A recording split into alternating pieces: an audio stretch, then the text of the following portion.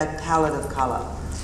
I don't really know, but I mean, colour makes a room, I think. I mean, I do like neutral things, but I think colour sort of perks things up. Pattern puts you in a good mood. I don't really like bold colours, but I mean, I definitely think a room with a lot of colour actually it's quite a soothing thing.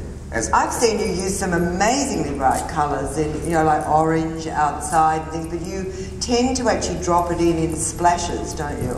Well, I just think a little excitement here and there, I think, is a great thing.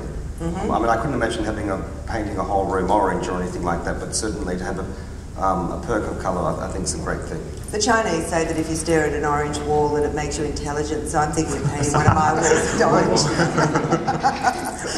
And your rugs have always got, I think, threads of real colour that run through them. I'm sorry to keep going back to your rugs, but they're That's fine, thank you. For me, they're we so can promote the rugs inspirational.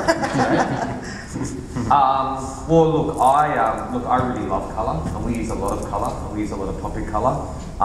The colours we use in the office are quite clean. A lot of our interiors lately have been black and white. And I suppose the real reason that we use colour, for me, a room is always about creating a visual balance. Yeah. And I just find it a really easy tool. And most of my clients come to me for colour. They don't usually come to me for a beige on beige interior, because that's not what I do. Okay, even though I'm about to start a new client at 1 o'clock and there has going to be beige and beige, which I'm excited about. Okay, we won't hold you up, Brian, okay. So, I mean, you yesterday told us this wonderful story about one of your celeb clients, Sir Elton, and that green. I love Kelly Bag green. Is that what it was called? Yeah. So, and in fact, that colour fed the whole vision of that apartment. Absolutely, yeah. I mean, it was colour.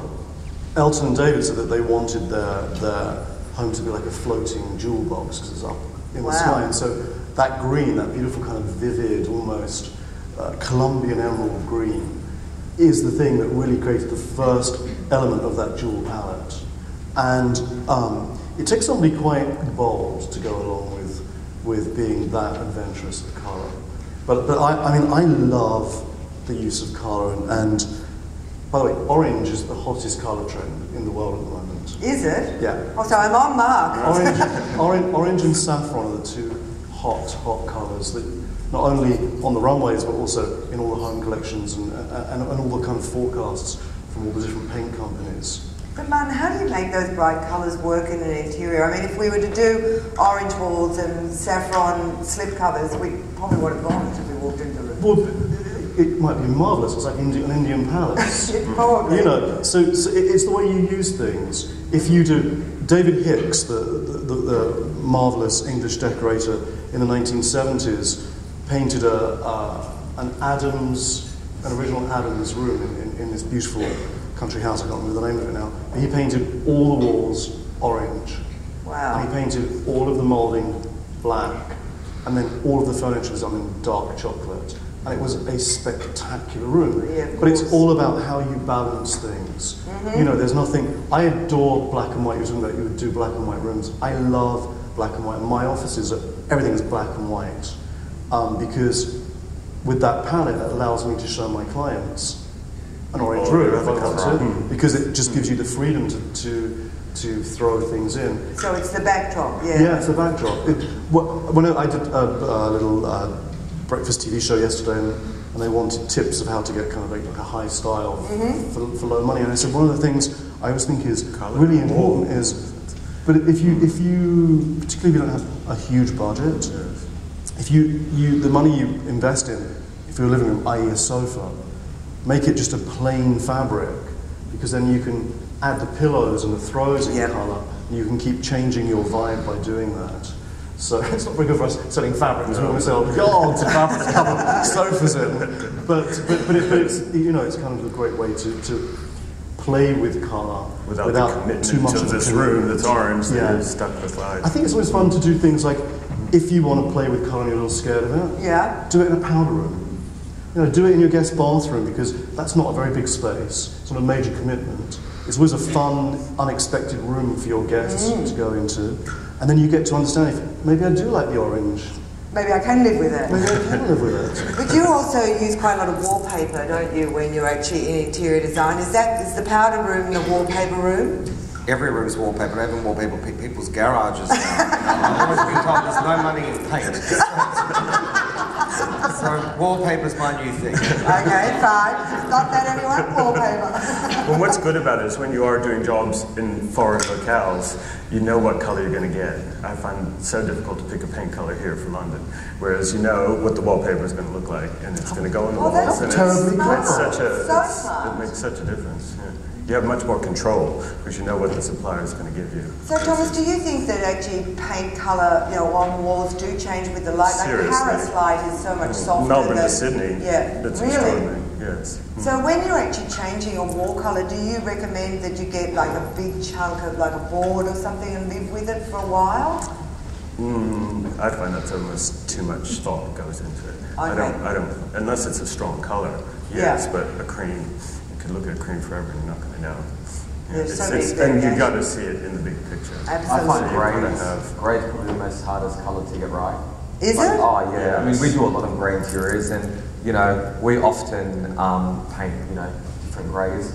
My previous apartment was all grey on grey, and for months I spent painting the right grey, and on one big wall I had 30 different greys until I got the perfect grey. And then one day I was really struggling with it, and I walked down to the bookstore on Oxford Street, and I opened this book on Houston, and Tom Ford said he walked into Houston's apartment and he found the perfect shade of grey. And I said, I'm going to keep going on this journey. And then, Did you make it? No, well, what happened is I painted the apartment and it was too purple and I had to get it repainted. But I eventually got there. And you said there's no money in paint. It's not. Except a paint company. Oh my God.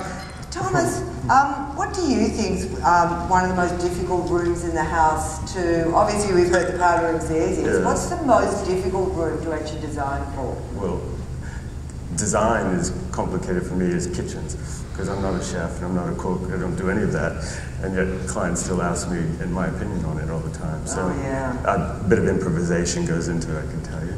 You always have great lighting, I know that. And it always looks pretty, but I have no idea if they're in the right positions or whatever. So I would certainly, that's a very integral, and that's, most ladies, that's their passion, that room, and that's where they're going to make their mark on the world, and they try and make something different in it that, none of their other girlfriends have, and it's a complication. I always think kitchens for making tea and opening wine. Exactly. My whole fridge is champagne. There's nothing else. I know for many years you lived without a kitchen, Thomas. I remember this, in fact. Very happily.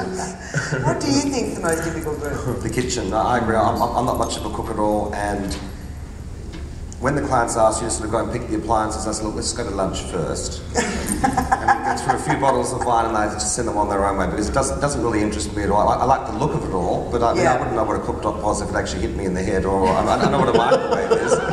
But certainly when they say, let's go to Winnings, or I said, look, let's just go to Lucio's instead. It's not there. So I think that's the hardest thing. I agree. Yeah, and for you, Greg, as well? I don't know. No, sorry, they're not. I find it really easy. Oh, is it? That's amazing.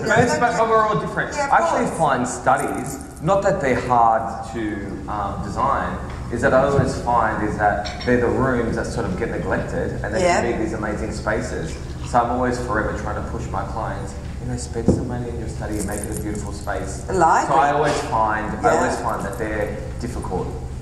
Do just you? because to try to get a client to commit. Because they're not trying to show them off to people. Well, yeah, it's their own world. And I think I think studies and libraries can be the most amazing spaces. Incredible, we love books. Absolutely, and so intimate. I love the moment you introduce books into something. I think it just completely changes the flavour. I mean, if you've got just even an ordinary room and you end up with stacks of books even on the floor, suddenly you feel like you're much more intelligent. I've got my orange wall on the books. Okay, I'm doing well. I want my wine in the refrigerator.